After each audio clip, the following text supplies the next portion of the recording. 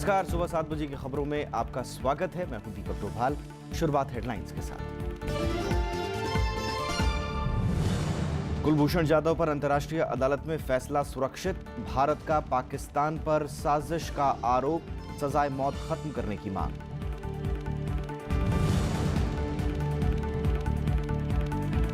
विदेशों में गैर कानूनी ढंग से पैसा भेजने का पर्दाफाश।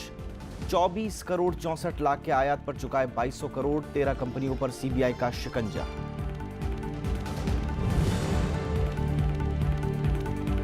रैंसमवेयर वायरस पर आरबीआई का अलर्ट। एटीएम बन सकते हैं निशाना। बैंकों को सॉफ्टवेयर अपडेट करने का निर्देश।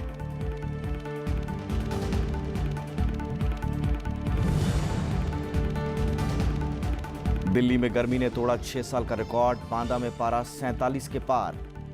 पश्चिम बंगाल में आंधी तूफान से 300 घायल।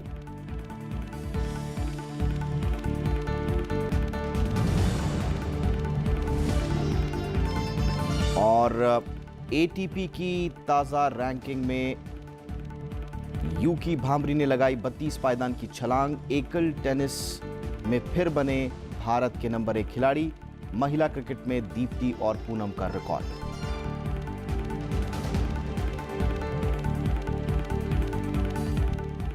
कुलभूषण जाधव मामले में अंतर्राष्ट्रीय न्यायालय ने सुनवाई पूरी कर फैसला सुरक्षित रख लिया है। भारत ने अपना पक्ष रखते हुए आशंका जताई कि सुनवाई पूरी होने से पहले ही जाधव को पाकिस्तान में फांसी दी जा सकती है। भारत के वकील हरीश साल्वे ने कहा कि पाकिस्तान ने जाधव को अवैध तरीके से हिरासत में रखा हुआ है। उसे कानूनी मदद नहीं दी गई और ना ही राजनयिक संपर्क की इजाजत मिली। ये वियना संधि और मानवाधिकार का उल्लंघन है। भारत ने जाधव से मिलने और फांसी की सजा पर रोक की अपील की।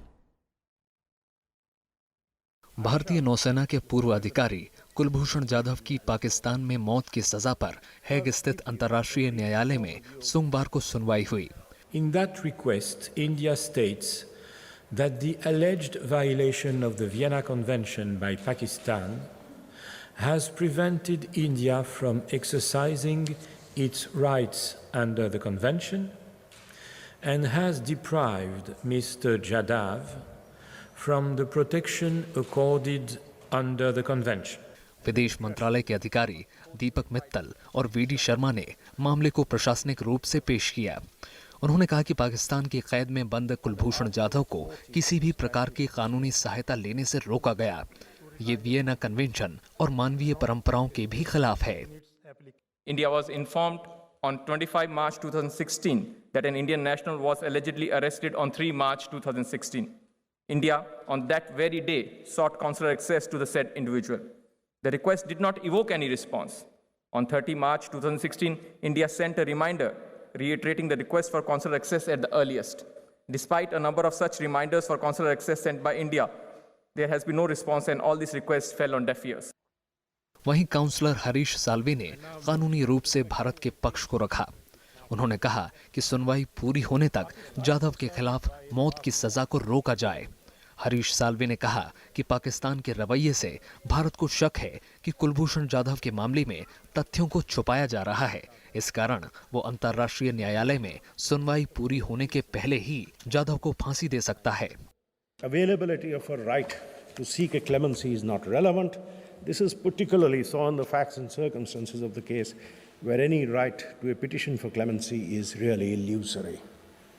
It is therefore absolutely imperative that in order to prevent irreparable prejudice, this court would indicate provisional measures to be in place until such time as India's application can be heard and decided by this court. Bharat के वकील हरीश साल्वे ने कहा कि पाकिस्तान में हाल के दिनों में ऐसे 18 लोगों की अपील की अवधि पूरी होने के पहले फांसी पर चढ़ा दिया गया है। यही वजह है कि भारत की मांग है कि भारतीय अधिकारियों को जल्द से जल्द कुलभूषण जाधव से मिलने की इजाजत दी जाए। And therefore, sir, on behalf of the Republic of India, Mr. President and esteemed members of the court, I beseech you that please put in place, please indicate provisional measures that A, the government of Islamic Republic of Pakistan take all measures necessary to ensure that Kulbhushan Sudhir Jadhav is not executed. B, that the government of the Islamic Republic of Pakistan report to this court. Bharat ने ये भी कहा कि पाकिस्तान ऐसे मामलों में कई बार संयुक्त जांच की मांग करता है जो महज दिखावा है। भारत ने कहा कि पाकिस्तान पहले संपर्क करने दे और बाद में संयुक्त जांच की पेशकश करे। भारत को उम्मीद है कि अंतर्राष्ट्रीय न्यायालय बेशर्त कुलभूषण जाधव से संपर्क और फैसले आने तक उनकी मौत की सजा स्थगित रखेगा। अखिलेश सुमन, राज्यसभा टीवी। और उधर पाकिस्तान को मामले में दलील शुरू होते ही झटका लगा है। अंतर्राष्ट्रीय न्यायालय के अध्यक्ष रोनी अब्राहम ने पाकिस्तान को कुलभूषण जाधव का टेप चलाने से मना कर दिया। इसके बाद पाकिस्तान के प्रतिनिधि खैबर कुरैशी ने अंतर्राष्ट्रीय न्यायालय में अपना पक्ष रखा। उन्होंने कहा कि कुलभूषण जाधव को फांसी देने के लिए पाकिस्तान जल्दी में नहीं है। उन्होंने कहा कि अभी भी कुलभूषण जाधव को अपील करने के लिए 150 दिन शेष बचे हुए हैं। पाकिस्तान ने दावा किया कि आतंकवादी होने की वजह से जाधव से मुलाकात की अनुमति नहीं दी गई। सुप्रीम कोर्ट फिलहाल सिर्फ 3 तलाक पर विचार करेगा। निकाह हलाला और बहु विवाह प्रथा पर बाद में सुनवाई होगी। तीनों प्रथाओं पर एक साथ सुनवाई की केंद्र की अपील के बाद कोर्ट ने यह बात कही। वहीं केंद्र ने कहा कि अगर 3 तलाक को अवैध ठहराया जाता है तो केंद्र नया कानून लेकर आएगी। सुप्रीम कोर्ट में 3 तलाक पर सोमवार को सुनवाई के दौरान अटॉर्नी जनरल मुकुल रोहतगी ने केंद्र सरकार का पक्ष रखा। उन्होंने 3 तलाक के साथ निकाह हलाला और बहु विवाह प्रथा पर एक साथ विचार करने की अपील की। सुप्रीम कोर्ट ने कहा कि वक्त की कमी की वजह से फिलहाल 3 तलाक पर सुनवाई होगी। भविष्य में निकाह हलाला और बहु विवाह पर फैसला लिया जाएगा। केंद्र ने कोर्ट को बताया कि अगर 3 तलाक को असंवैधानिक ठहराया जाता है तो वो मुस्लिमों में विवाह और तलाक के लिए नया कानून बनाएगा। अटॉर्नी जनरल ने कहा कि तलाक का धर्म से कोई संबंध नहीं है, ये मानवाधिकार का मामला है। उन्होंने कहा कि कई मुस्लिम देशों में भी इस प्रथा को अवैध करार दिया गया है। I think the Attorney General was trying to convey that they were or the state is against talaq per se. All forms of divorce will go, and if all forms of divorce go, then you will have to bring in legislation. I don't think that's a very sensible idea. Supreme court गुरुवार से 3 तलाक पर सुनवाई कर रहा है। शुक्रवार को कोर्ट ने 3 तलाक को शादी तोड़ने का सबसे बुरा तरीका बताया था। रविंद्र सिंह शोरान, राज्यसभा टीवी। उत्तर प्रदेश की नई विधानसभा का पहला सत्र सोमवार को विपक्ष के विरोध के साथ शुरू हुआ। विपक्ष ने राज्य में बिगड़ती कानून व्यवस्था के मुद्दे को उठाया। विपक्ष ने राज्यपाल के अभिभाषण के दौरान विरोध जारी रखा। आखिरकार सदन की कार्रवाई मंगलवार सुबह 11 बजे तक के लिए स्थगित कर दी गई। यूपी में 17वीं विधानसभा के पहले सत्र के पहले दिन विपक्ष के अवरोध के चलते महज 6 मिनट ही कामकाज हो सका। समाजवादी पार्टी, बीएसपी और कांग्रेस के विधायकों ने राज्यपाल के अभिभाषण के दौरान विरोध जारी रखा। विपक्ष के सदस्य सभापति की कुर्सी तक पहुंच गए। आखिरकार स्पीकर ने अभिभाषण पर धन्यवाद प्रस्ताव पढ़कर कार्यवाही मंगलवार तक के लिए स्थगित कर दी। माननीय श्री राज्यपाल मनोज श्री राम नायक जी द्वारा यहाँ पधारने और अभिभाषण करने के लिए उन्हें धन्यवाद देता हूँ। विधान परिषद में भी विपक्ष ने कार्यवाही नहीं चलने दी। विपक्ष का आरोप है कि यूपी में बीजेपी सरकार बनने के बाद से कानून व्यवस्था खराब हुई है। विपक्ष ने हाल ही में सहारनपुर और संभल समेत तमाम जगहों पर हुई हिंसा की निष्पक्ष जांच की मांग भी की। डकैती ये घटनाएं इतनी बढ़ गई हैं कि जनता पूरा त्रस्त हो गई है। किसानों के साथ बिल्कुल धोखा किया गया है। दलित, पिछड़े और मुसलमानों का घनघोर अपमान किया जा रहा है, उत्पीड़ित किया जा रहा है। ऐसे समय में राज्यपाल का अभिभाषण का जुड़तोड़ विरोध से सभी दलों ने विरोध किया है। सहारनपुर में जहां एसएसपी सुरक्षित नहीं है, उनके घरों में भारतीय जनता पार्टी के सांसद के नेतृत्व में उनको बंधक बना लिया जाता है, उनका पैर तोड़ दिया जाता है। लेकिन सरकार ने अब तक कोई कार्रवाई न करके इस बात का संकेत दिया है कि उत्तर प्रदेश में कानून व्यवस्था नाम की कोई चीज आज बची नहीं रही है। इधर बीजेपी ने विपक्ष के रवैये पर निराशा जताते हुए कहा कि विपक्ष कानून व्यवस्था के मुद्दे पर आत्मनिरीक्षण करे। आज जो भी सदन के अंदर हुआ बहुत दुर्भाग्यपूर्ण है, बहुत निंदनीय है, जनता का अपमान है, लोकतंत्र का अपमान है। हम तो समाजवादी पार्टी और कांग्रेस और बसपा को इतना ही कहेंगे कि ये सरकार लंबे समय तक रहने वाली है, क्योंकि ये जनता की सरकार है। आदत डाल लीजिए, आदत पड़ जाएगी। विधानसभा का मौजूदा सत्र 22 मई तक चलेगा और इस बीच सदन की 6 बैठकें होनी हैं। इस दौरान जीएसटी बिल भी पेश होना है, लेकिन विपक्ष के रुख को देखते हुए सदन में कामकाज के आसार कम ही हैं। Bureau report, Rajya Sabha TV. Bihar के मुख्यमंत्री नीतीश कुमार ने कहा कि सरकार को राष्ट्रपति पद के लिए चुनाव के लिए आम सहमति बनाने की कोशिश करनी चाहिए। उन्होंने कहा कि अभी तक यही परंपरा रही है। हालांकि उन्होंने ये भी कहा कि अगर सहमति नहीं बनती है तो विपक्ष को अपना उम्मीदवार उतारने का पूरा अधिकार है। नीतीश कुमार ने मौजूदा राष्ट्रपति प्रणब मुखर्जी की तारीफ करते हुए कहा कि वो निजी तौर पर उनको एक और मौका देने के पक्ष में हैं। नीतीश कुमार ने 2019 में होने वाले लोकसभा चुनाव में प्रधानमंत्री पद के उम्मीदवार बनने की संभावना से भी इनकार किया। तो उनका भी फर्ज बनेगा कि वो अपने आपस में बातचीत करके वो कैंडिडेट तय करेंगे, लेकिन अभी तो इसके लिए पहले मेरी समझ से केंद्र को पहल करनी चाहिए और पहल करके कोई कॉन्सेंसस का प्रयास करना चाहिए। और अगर ऐसा नहीं होता है तो विपक्ष का फर्ज है कि वो अपना ज्वाइंट कैंडिडेट खड़ा करे। सीबीआई ने 2200 करोड़ रुपए के बड़े घोटाले का खुलासा किया है। इस घपले में जांच एजेंसी ने 13 कंपनियों पर शिकंजा कसा है। भारत की इन कंपनियों ने विदेशी कंपनियों से कम कीमत का माल मंगवाने के एवज में इतनी बड़ी रकम चुकाई। मामले की जांच में सामने आया है कि स्टिलकॉन इंफ्रा लिमिटेड और 12 दूसरी कंपनियों ने विदेश से महज 24 करोड़ 64 लाख रुपए के सामान का आयात किया, लेकिन विदेशी कंपनियों को गैर कानूनी तरीके से 2200 करोड़ रुपए से ज्यादा भेजे गए। देश की सबसे बड़ी साइबर सुरक्षा एजेंसी CERT-In ने कहा है कि उसके पास रैंसमवेयर के अटैक की कोई औपचारिक शिकायत नहीं मिली है। वहीं आईटी मंत्री रविशंकर प्रसाद ने कहा कि दुनिया भर में हुए साइबर अटैक का भारत में कोई गंभीर असर नहीं पड़ा है। इधर खबर है कि आंध्र प्रदेश के 100 पुलिस स्टेशन और कुछ कंपनियों की साइट पर साइबर हमला हुआ है। वहीं पश्चिम बंगाल से ऐसी ही शिकायतें सामने आई हैं। शुक्रवार को रूस और ब्रिटेन समेत 150 देशों में 2 लाख से ज़्यादा कंप्यूटर में हैकिंग हुई थी। रैंसमवेयर अटैक को अब तक का सबसे बड़ा साइबर हमला माना जा रहा है। जो पैच सिक्योरिटी सिस्टम होता है उसको इंस्टॉल किया जाए, तो इसको इंस्टॉल करने से बहुत ही एक प्रकार से मजबूती मिली है। फिर भी आईटी विभाग, बाकी विभाग मिलकर इस पर पूरा नजर रखे हुए हैं और मुझे अभी तक इस बात का संतोष है कि भारत पर इसका कोई विशेष प्रभाव बहुत नहीं पड़ा है। लेकिन हमारी तैयारी, हमारी मॉनिटरिंग और हमारा कोऑर्डिनेशन तीनों चल रहा है। इस बीच रिजर्व बैंक ने कहा है कि सभी बैंकों से उन्होंने कहा है रिजर्व बैंक ने कि जब तक सॉफ्टवेयर अपडेट ना कर लिया जाए तब तक वो एटीएम शुरू ना करें। दुनिया भर के कंप्यूटरों पर हुए वानाक्राई रैंसमवेयर नामक साइबर हमले के मद्देनजर ये निर्देश जारी किए गए हैं। विंडोज सॉफ्टवेयर से संचालित होने के एटीएम मशीनें इस हमले का आसान शिकार हो सकती हैं। देश में 2.25 लाख एटीएम मशीनों में से 60% से भी ज़्यादा मशीनें विंडोज़ XP प्रणाली से संचालित हैं।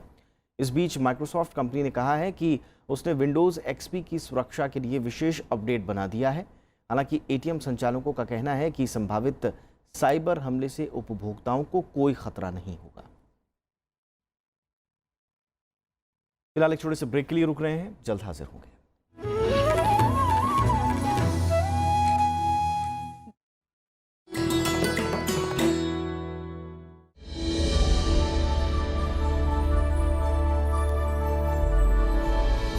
अमर्त्य सेन पहले भारतीय जिन्हें मिला अर्थशास्त्र के क्षेत्र में नोबेल सम्मान। गरीबी और भूख जैसे विषयों पर सेन ने किया है उल्लेखनीय काम। लोक कल्याणकारी अर्थशास्त्र की उनकी अवधारणा ने दिलाई विश्वव्यापी पहचान।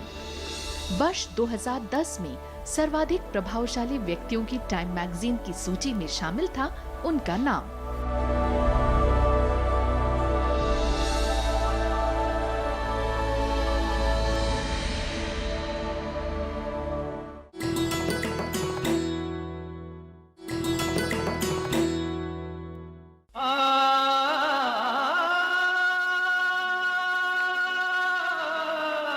मोहम्मद रफी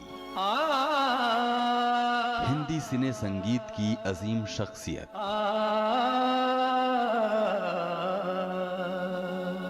तुमने मुझे शहंशाह तरन्नुम के नाम से मशहूर नौशाद के साथ शुरू किया अपना फिल्मी सफर।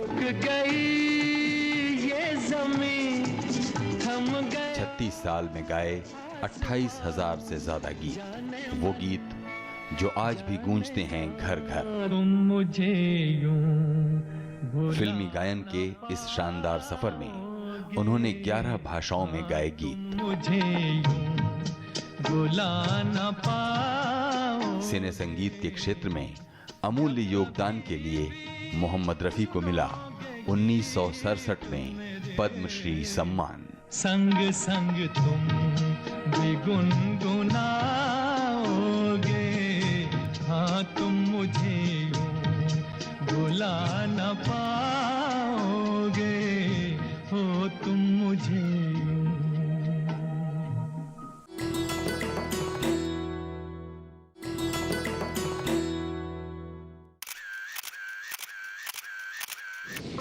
उत्तराखंड में समुद्र तल से करीब 15,500 फुट की ऊंचाई पर मौजूद दुनिया का सबसे ऊंचा गुरुद्वारा पवित्र श्री हेमकुंड साहिब 1936 में बनकर तैयार हुआ गुरुद्वारा श्री हेमकुंड साहिब 10वें सिख गुरु गोबिंद सिंह के दुष्ट दमन रूप को समर्पित।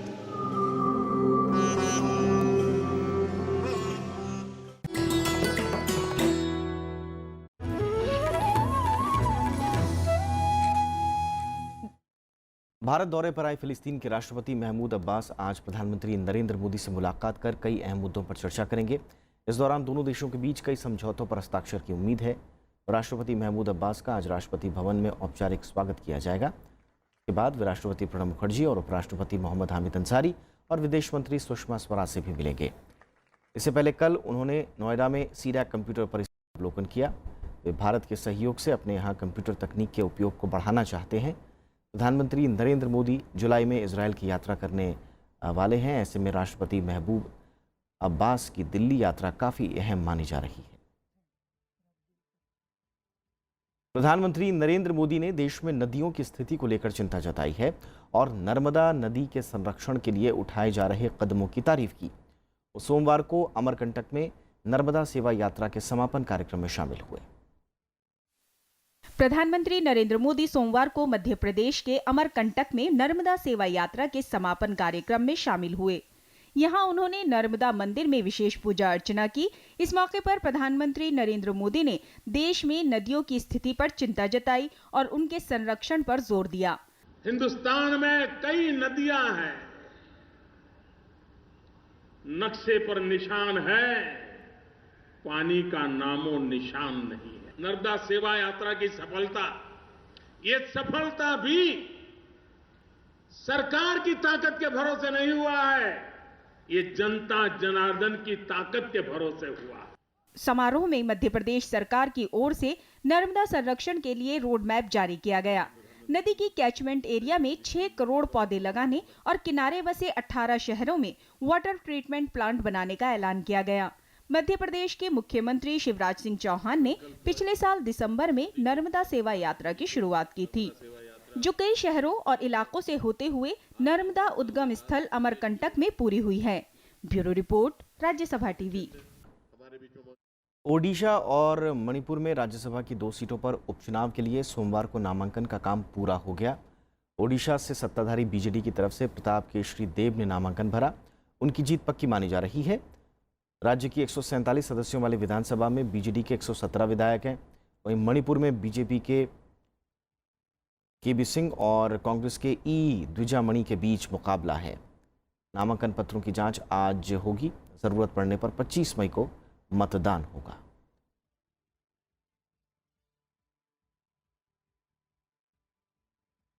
तमिलनाडु में सोमवार को बस यात्रियों को भारी दिक्कतें हुई। ट्रांसपोर्ट यूनियन की बेमियादी हड़ताल से ये स्थिति बनी। ज़्यादातर सरकारी बसें सड़कों पर नहीं उतरी। चेन्नई समेत कई जिलों में यात्रियों को घंटों इंतजार करना पड़ा। सरकार ने यूनियन के सामने फिर बातचीत का प्रस्ताव रखा है। रविवार को हुई वार्ता विफल हो गई थी। यूनियन सेवानिवृत्ति लाभ समेत कई मांगे कर रही है। पेट्रोल और डीजल सस्ता हो गया है। पेट्रोल के दाम में 2 रुपये 16 पैसे और डीजल के दाम में 2 रुपये 10 पैसे प्रति लीटर की कटौती की गई है। घटी हुई कीमतें कल आधी रात से लागू हो गईं। अब दिल्ली में पेट्रोल प्रति लीटर 65 रुपये 32 पैसे में मिलेगा, जबकि डीजल 54 रुपये 90 पैसे में मिला करेगा। पिछले 4 हफ्ते में पेट्रोल डीजल की कीमतें बढ़ी थीं, लेकिन इस बार की कटौती ने आम लोगों को बड़ी राहत दी है। इससे पहले 1 मई को पेट्रोल के दामों में 2 पैसे प्रति लीटर और डीजल के दाम में 52 पैसा प्रति लीटर की मामूली बढ़ोतरी हुई थी। इसके बाद 16 अप्रैल को पेट्रोल 1 रुपये 39 पैसे और डीजल 1 रुपये 4 पैसे प्रति लीटर महंगा हुआ था।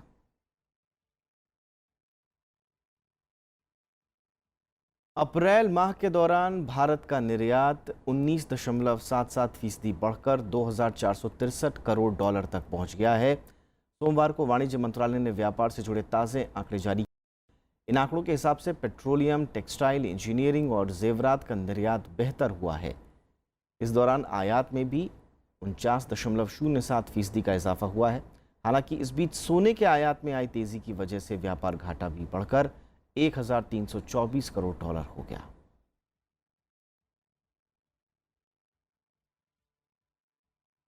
चीन ने वन बेल्ट वन रोड परियोजना पर भारत की चिंता को खारिज कर दिया है। कश्मीर के मसले पर चीन ने कहा कि यह मामला भारत और पाकिस्तान के बीच का है, जो इनके इतिहास से जुड़ा हुआ है। बेल्ट और रोड परियोजना का इससे कोई संबंध नहीं है। कश्मीर के मुद्दे को भारत और पाकिस्तान की आपसी बातचीत और समझौतों के माध्यम से हल करेंगे। चीन के विदेश मंत्रालय ने कहा कि योजना को 100 से ज़्यादा देशों का समर्थन हासिल है।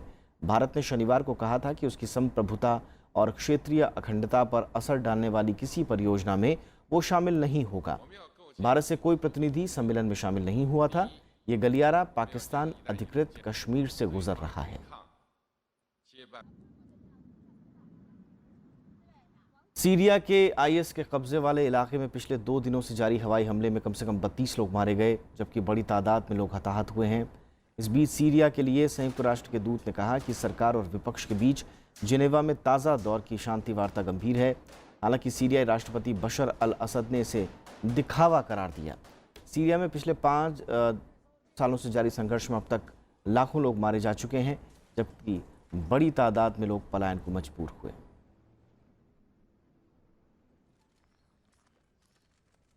उत्तर कोरिया की नई मिसाइल भारी परमाणु हथियार ले जाने में सक्षम है।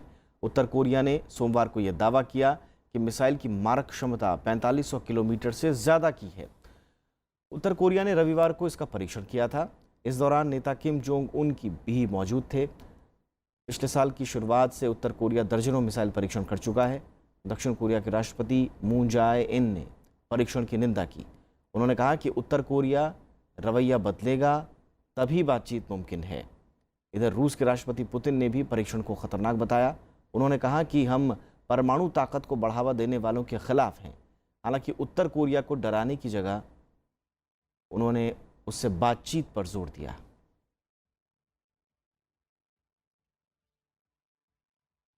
और अब बात मौसम की कर लेते हैं। पश्चिम बंगाल के उत्तर दिनाजपुर जिले में आंधी तूफान के साथ आई तेज बारिश में 300 से ज़्यादा लोग घायल हो गए। इनमें से 60 की हालत गंभीर बनी हुई है। देश के कई राज्य भीषण गर्मी की चपेट में हैं। उत्तर प्रदेश के बांदा में तापमान 47 डिग्री सेल्सियस तक जा पहुंचा। राजधानी दिल्ली में भी सोमवार को पारा 45 डिग्री तक पहुंच गया। दिल्ली में गर्मी ने 6 साल का रिकॉर्ड तोड़ दिया है। उत्तराखंड में सोमवार का दिन 40 डिग्री तापमान के साथ बेहद गर्म रहा।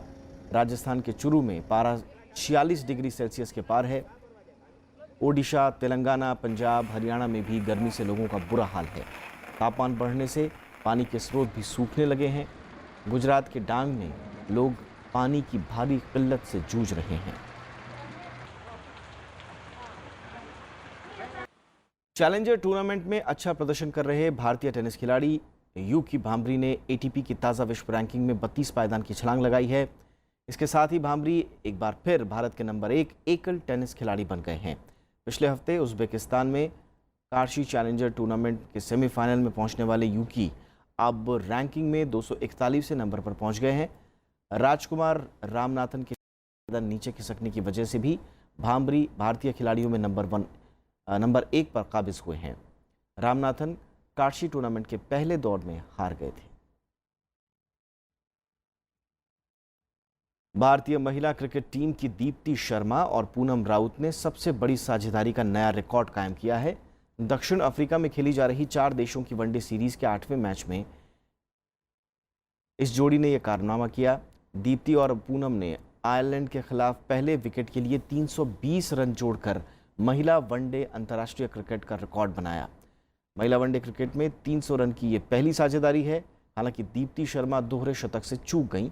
19 साल की दीप्ति ने 160 गेंदों का सामना करते हुए 188 रन बनाकर नया रिकॉर्ड बनाया। दोनों के प्रदर्शन पर टीम इंडिया के पूर्व ओपनर वीरेंद्र सहवाग ने ट्वीट करके बधाई दी है। कुछ दिन पहले ही तेज गेंदबाज झूलन गोस्वामी वनडे क्रिकेट में सबसे ज्यादा विकेट हासिल करने वाली खिलाड़ी बनी।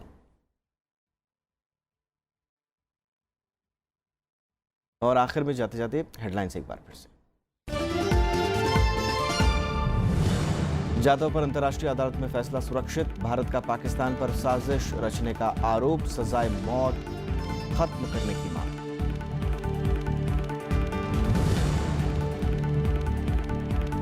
विदेशों में गैर कानूनी ढंग से पैसा भेजने का पर्दाफाश।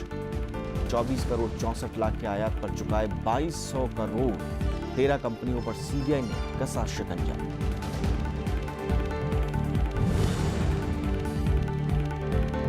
रैंसमवेयर वायरस पर आरबीआई का अलर्ट, एटीएम बन सकते हैं निशाना। बैंकों को सॉफ्टवेयर अपडेट करने का निर्देश।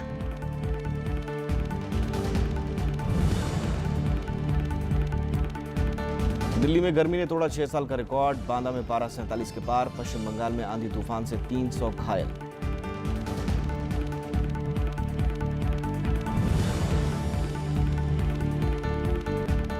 एटीपी रैंकिंग में भांभरी ने लगाई 32 पायदान की छलांग। एकल टेनिस में फिर बने भारत के नंबर 1 खिलाड़ी। महिला क्रिकेट में दीप्ति और पूनम का रिकॉर्ड।